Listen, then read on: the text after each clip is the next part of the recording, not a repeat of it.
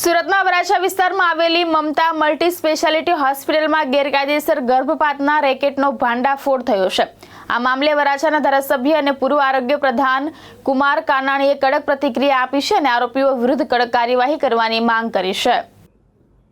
જે તે ગર્ભ પરીક્ષણ અને ગર્ભપાતનું રેકેટ પકડાયું છે, ખૂબ જ ગંભીર બાબત છે।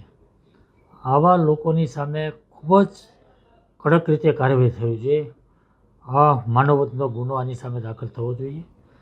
અને સૌથી ગંભીર બાબત તો એ છે કે આ જ વ્યક્તિ એકવાર પકડાય છે અને પકડાયા પછી જેલવાસ ભોગવે છે અને જેલ ભોગવ્યા પછી ફરીવાર છૂટીને આ જ પ્રવૃત્તિ કરે છે।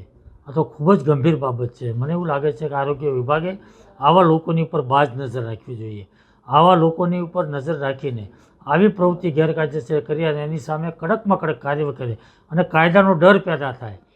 માણસ બીજી વાર આવી પ્રવૃત્તિ ન કરે એનું કડક રીતે પાલન થવું જોઈએ અને એ રીતની કામગીરી કરી અને આરોગ્ય વિભાગે દાખલો બેસાડવો જોઈએ।